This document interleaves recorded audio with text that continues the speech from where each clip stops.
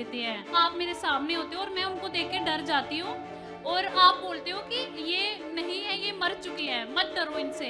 लेकिन मैं उस टाइम पे बिलीव नहीं करती और उस टाइम पे उनके ऊपर ना चींटियां आके उनको खा रही होती हैं। फिर मैं यकीन करती हूँ कि हाँ, ये सच में नहीं है। अपोस्टल जी जो भी वर्ड बोलते हैं ना, वो सच होता है, हमें यकीन करना चाहिए। अभी मुझे डॉक्टर ने अनाउंस भी नहीं किया था कि क्या हुआ है। जैसे ही मैंने बेबी के रोने की आवाज़ सुनी, मैंने परमेश्वर को पहले से ही धन्यवाद कर दिया। धन्यवाद पिता परमेश्वर, बेबी बॉय आ चुका है। मेरे भाई है छोटा। भाई है छोटा। अपोस्टल जी उस टाइम पे तो इसकी बॉडी एकदम से येलो हो गई थी।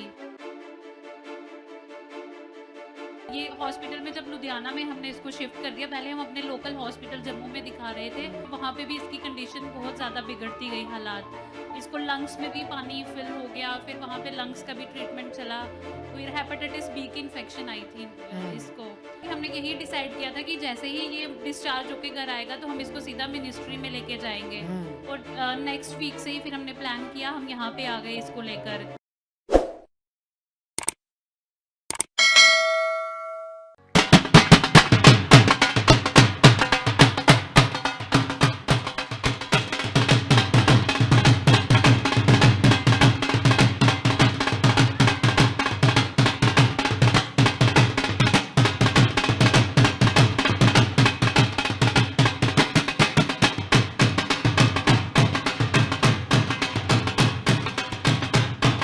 ओके, आमेन। इस गवाही के लिए तारीफ करो परमेश्वर की। बताओ। अपोस्टल ये भाई का नाम विवेक है, ये जम्मू के रहने वाले हैं, साथ में इनकी सिस्टर, मदर और इनके जीजा जी हैं अपोस्टल जी ये कहते हैं कि 3 मई 2025 को रात को इनके घर में अचानक ब्लड के छींटे आए अपोस्टल जी, जिसकी वजह से ये भाई को अगले दिन ही बुखार रहना शुरू हो गया और लगातार अपोस्टल जी 4-5 दिन लगातार बुखार रहा और 1 हफ्ता अपोस्टल जी कहते हैं कि लगातार मेडिसिन खाई, लेकिन तब भी कोई फर्क नहीं पड़ रहा था। और अपोस्टल जी उसके बाद ये जम्मू के स्पेशलिस्ट हॉस्पिटल में गए, कमला हॉस्पिटल में। वहाँ पे अपोस्टल जी जब चेकअप हुआ तो पता चला कि इनको टाइफाइड फीवर हो चुका है अपोस्टल जी, और लगातार वहाँ से भी दवाइयाँ खाई लेकिन तब भी कोई फर्क नहीं पड़ रहा था। और रेगुलर अपोस्टल जी ये इनका कहना है कि इनका फेस जो है पीला पड़ता जा रहा था, आंखें पीली पड़ती जा रही थी। फिर उसके बाद अपोस्टल जी इन्होंने ड्रिप भी लगवाई लेकिन तब भी कोई रिजल्ट नहीं मिल रहा था। फिर उसके बाद अपोस्टल जी इनकी तबीयत ज़्यादा खराब हो गई, जिसकी वजह से अपोस्टल जी उसके बाद इनके पास से दुर्गंध आती थी अपोस्टल जी, बैड स्मेल आ रही थी यूरिन से भी और माउथ से भी अपोस्टल जी, और मुंह से लगातार इनका कहना है कि इनकी लार जैसे सूख जाती है, ऐसे अपोस्टल जी इनको फील हो रहा था। फिर उसके बाद अपोस्टल जी इन्होंने जब चेकअप करवाया फिर से तो पता चला कि अपोस्टल जी इनको पीलिया हो चुका था अपोस्टल जी, बहुत ज़्यादा। रिपोर्ट्स हमारे सामने अपोस्टल जी धीरे धीरे ट्रीटमेंट के बावजूद भी पीलिया 34 पॉइंट तक बढ़ गया था अपोस्टल जी पीलिया। जैसे बच्चों को ज्यादा 10-12 पी लिया, 13-14 जी, अगर 16 हो जाए छोटे शिशु को जी, तो डॉक्टर कहते खून बदलना। ये वो वाली रेशम है ना? जी अपोस्टल जी, सेम वाली। जी। सोच लो 34 मौत जैसे हालात, खतरनाक। अच्छा फिर अपोस्टल जी इनको डीएमसी हॉस्पिटल में भी लेके गए, वहां पे भी ट्रीटमेंट चला, लेकिन अपोस्टल जी इनकी कंडीशन लगातार खराब होती जा रही थी। इनके लंग्स में भी पानी भर गया था अपोस्टल जी और सांस फूलनी शुरू हो गई थी, और यहाँ तक कि डॉक्टर ने इनहेलर इनको यूज करने के लिए बोल दिया था, इनहेलर पंप अपोस्टल जी। दिन में 4 बार ये भाई पंप लेते थे अपोस्टल जी। ये सिस्टर इनकी खुद भी बताना चाहते हैं इनकी उस समय कंडीशन क्या थी apostle ji. Praise the Lord apostle ji. Praise the Lord. बच्चे ये तुम्हारा क्या लगता है? ये मेरे भाई है छोटा। भाई है छोटा। जी। बताओ क्या कंडीशन? अपोस्टल जी उस टाइम पे तो इसकी बॉडी एकदम से येलो हो गई थी। तो मतलब कि हम लोग तो ये हॉस्पिटल में जब लुधियाना में हमने इसको शिफ्ट कर दिया, पहले हम अपने लोकल हॉस्पिटल जम्मू में दिखा रहे थे, फिर हमने ये डिसाइड किया कि हम इसको लुधियाना में शिफ्ट करते हैं। फिर वहाँ पे भी इसकी कंडीशन बहुत ज़्यादा बिगड़ती गई हालात, इसको लंग्स में भी पानी फिल हो गया, फिर वहाँ पे लंग्स का भी ट्रीटमेंट चला, फिर हेपेटाइटिस बी की इन्फेक्शन आई थी इसको। फिर हम घर पे प्रार्थना पे कर रहे थे, यहाँ पे भी हम मतलब कि प्रार्थना करवा रहे थे, और घर पे मैं और मम्मी बिल्कुल पॉजिटिव अंगीकार कर रहे थे कि हमारा भाई बिल्कुल ठीक है, वो ठीक हो चुका है, डिस्चार्ज होके घर आ चुका है। और फिर 10 डेज के बाद ये घर पे आ गया। डॉक्टर्स ने बोला अपोस्टल जी लंग्स में पानी जो भरा था, डॉक्टर ने सिरिंजेस के थ्रू वो पानी भी निकाला था। हाँ जी हाँ जी। अच्छा फिर फिर जब घर पे ये आया तो इसका पीलिया जो था वो कम नहीं हो रहा था, मतलब खाने पीने की भी बहुत ज़्यादा मतलब कि रिस्ट्रिक्शंस थी कि ये नहीं खाना है, कि गरम गरम होता है ना कि गरम चीज़ें नहीं खानी। तो फिर मतलब कि हमने यही डिसाइड किया था कि जैसे ही ये डिस्चार्ज होके घर आएगा तो हम इसको सीधा मिनिस्ट्री में लेके जाएंगे। और नेक्स्ट वीक से ही फिर हमने प्लान किया, हम यहाँ पे आ गए इसको लेकर, और यहाँ पे इसकी ले हैंड हुई। और अपोस्टल जी लेहन प्रे का सीन है उस समय का। क्या लगता तेरा ये बेटा है तेरा? लुधियाने लेके आया हॉस्पिटल डीएमसी। पी लिया है इसको? पी लिया, लंग्स से पानी भरा हुआ, तो यीशु को नहीं मानता है? लीवर में पहले नहीं, अब मान लेना। अब मानेगा? हाँ, विश्वास। आज तुझे छुएगा प्रभु यीशु और तू हैरान हो जाएगा परमेश्वर की पावर को देखकर। चल चल विश्वास कर। दोनों लंग्स के अंदर जो पानी भर गया है सूख जाए। दोनों लंग्स के अंदर जो पानी भर गया वो सूख जाए। दोनों लंग्स के अंदर जो पानी भर गया वो सूख जाए। दोनों लंग्स के अंदर जो पानी भर गया सूख जाए। सारा पीली एलर्जी जाए। Shut free in the name Jesus. फिर अपोस्टल जी जब हम लेहन सीन हो गया, हम जब घर वापस आ गए, अपोस्टल जी मैं लास्ट ईयर ही यहाँ पे मतलब कि परमेश्वर के द्वारा चुनी गई थी। तो मैं सुनती थी कि आपके दर्शन आते हैं मतलब कि कलीसिया को। तो मैं अभी अपने मन में ये सोचती थी कि मेरे को कब अपोस्टल जी के दर्शन आएंगे, अपोस्टल जी कब मुझे दर्शन देंगे। तो मैं बस यही सोचती थी कि जब भी अपोस्टल जी मेरे दर्शन में आएंगे उस दिन कुछ स्पेशल होगा मेरे साथ। और घर आते ही अपोस्टल जी आपका दर्शन मुझे आया, आप दर्शन के द्वारा, और मेरे को सपने में 2 ब्लैक सांप दिखाई देते हैं और वो नीचे ऐसे होते हैं। तो आप मेरे सामने होते हो और मैं उनको देख के डर जाती हूँ, और आप बोलते हो कि ये नहीं है, ये मर चुके हैं, मत डरो इनसे। लेकिन मैं उस टाइम पे बिलीव नहीं करती, और उस टाइम पे उनके ऊपर ना चींटियां आके उनको खा रही होती हैं। फिर मैं यकीन करती हूँ कि अपोस्टल जी हाँ ये सच में नहीं है। फिर जब मेरा सपना खुला नेक्स्ट डे, मैंने उस सपने को बारे में जब सोचा, फिर मैंने ये सोचा कि अपोस्टल जी जो भी वर्ड बोलते हैं ना वो सच होता है, हमें यकीन करना चाहिए। अगर हम उस पर यकीन करेंगे, वो पवित्र आत्मा के द्वारा वो वर्ड होता है। और वो जो 2 सांप थे, वो जो 2 बार मैजिक हुआ था हमारे घर में, ब्लैक मैजिक, वो उसी टाइम खत्म हो गया अपोस्टल जी के बोलने के द्वारा और ले हैंड के द्वारा। फिर उसके बाद से दोबारा से कोई स्टेन नहीं हुआ घर पे, और उसके बाद धीरे धीरे इसकी रिपोर्ट्स नॉर्मल हो गई, और नॉर्मल के साथ ये भी नॉर्मल हो गया और सारी चीजें नॉर्मल हो गई। हाँ जी, वाओ, हालेलुया। ये बड़ी गवाही है, बहुत बड़ी गवाही। लेकिन दूसरी गवाही क्या है, जल्दी फिर एक बार बताओ। अपोस्टल जी ये सिस्टर खुद अपनी वो गवाही बताना हाँ चाहते हैं। बताओ खुद। अपोस्टल जी मेरी बेबी है गर्ल, बेबी गर्ल 8 इयर्स की थी लास्ट ईयर, और लास्ट ईयर ही परमेश्वर ने मुझे चुना। और ऐसे करते करते मेरी मम्मा जो थी, ये कितने साल की है बेबी? ये 9 इयर्स की है। 9 ईयर की। हाँ, तो मेरी मम्मा ना मेरे को हमेशा बोलते रहते थे कि मेरे को एक और चांस देखना चाहिए बेबी के लिए। लेकिन मेरे मन में ही पता नहीं शैतान ने मेरे दिमाग में ये डाला हुआ था कि नहीं, मुझे बेबी नहीं करना, मैं नहीं जिम्मेदारी उठा सकती हूँ बच्चे की, या मतलब बहुत सारी कंडीशंस होती है फाइनेंशियली भी, और बहुत ज़्यादा स्ट्रेस पड़ जाता है। तो पता नहीं ये मेरे दिमाग में चलता था।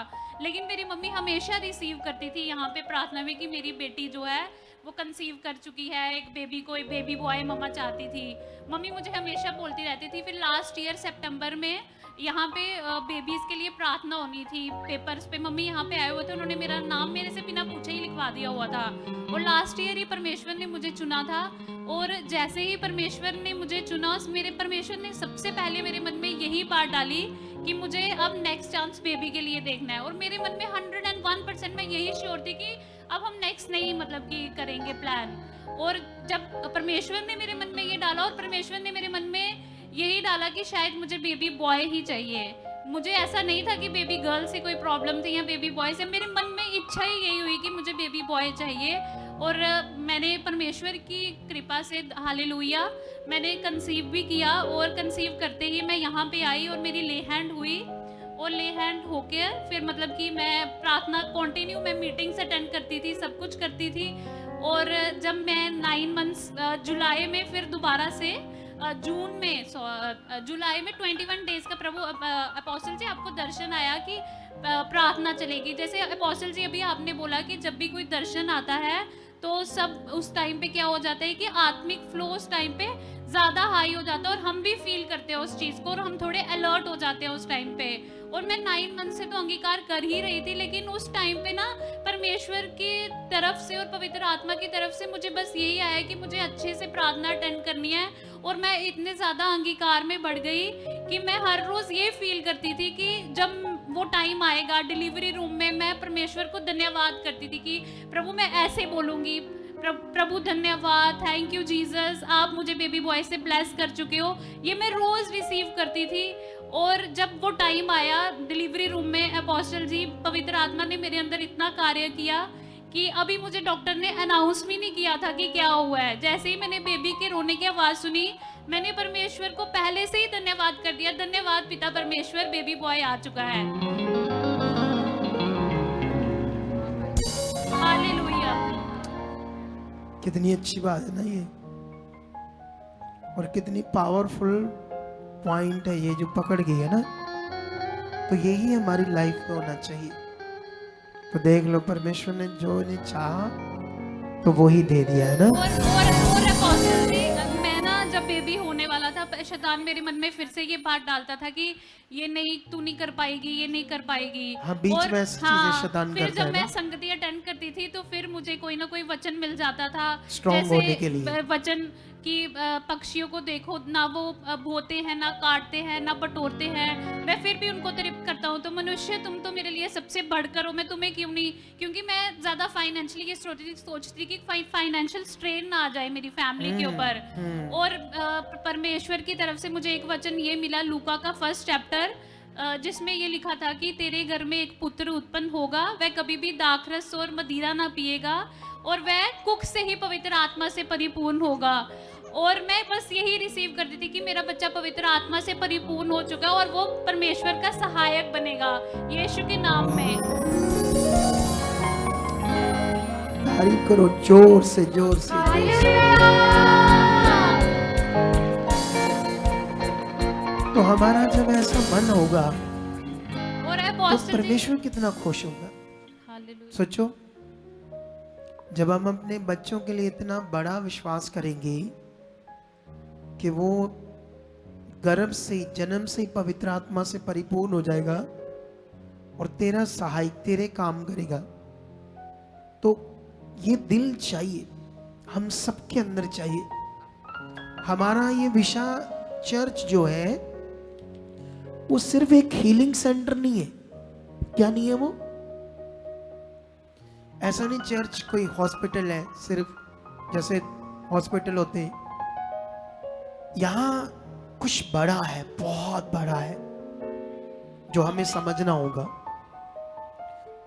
देखो, ठीक है, ये बच्ची पढ़ी लिखी है तो इसको ज्यादा कुछ बातें पकड़ करती है, लेकिन परमेश्वर तो बाइबल के अंदर पढ़कर देखो, चेले तो अनपढ़ थे, लेकिन परमेश्वर ने इतनी बुद्धि दी।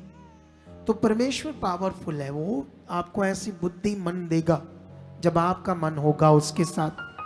अपोस्टल जी, हाँ। फिर मेरी मम्मी ये रिसीव करते थे कि जब हम बेबी के लिए प्रार्थना करते थे कि प्रभु जो बेबी आपकी तरफ से आ रहा है, आप उससे, उसकी आंखों में अपनी चमक दिखाओगे हमें। ये मम्मी खुद से रिसीव करती थी। और जब बेबी पैदा हुआ, वो सच में मतलब कि अपनी ब्लू आईज के साथ, दिखाओ, ग्रीन आईज उसके। मुझे भी दिखाओ। अरे वाह, ये देखो चमक बच्चे की आंखों में। हालेलुया। ये देखो, ये सुंदर बच्चा दिया परमेश्वर ने, खूबसूरत बच्चा। तारीफ करो इस बड़ी गवाही के लिए जोर से।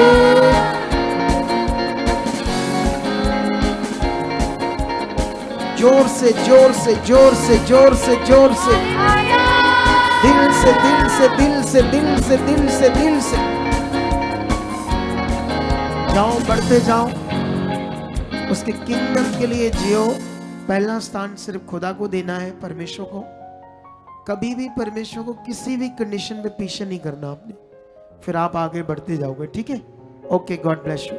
आप भी चाहते हो ऐसे कामों को अपने जीवन में, तो आप भी यहाँ आ सकते हो सुखपाल राणा मिनिस्ट्री में, ताकि आप भी अपनी आशीष, छुटकारा पा सको, चंगाई पा सको। हमारे चर्च का पता है GT road, Manawala, Delhi public school, new bypass, Tarn Taran road, Rajewal Chowk. आप अगर दूर से आ रहे हो या किसी दूसरी स्टेट से आ रहे हो, तो आपको 2 या 3 दिन तक यहाँ चर्च में रुकना होगा। ताकि हम आपको वो बातें बता सकें जिससे आपका निश्चय छुटकारा होगा। ये हमारे हेल्पलाइन नंबर्स हैं। आप इन नंबर्स पर कांटेक्ट करके यहाँ चर्च में आ सकते हो, प्रार्थना करवा सकते हो। God bless you all.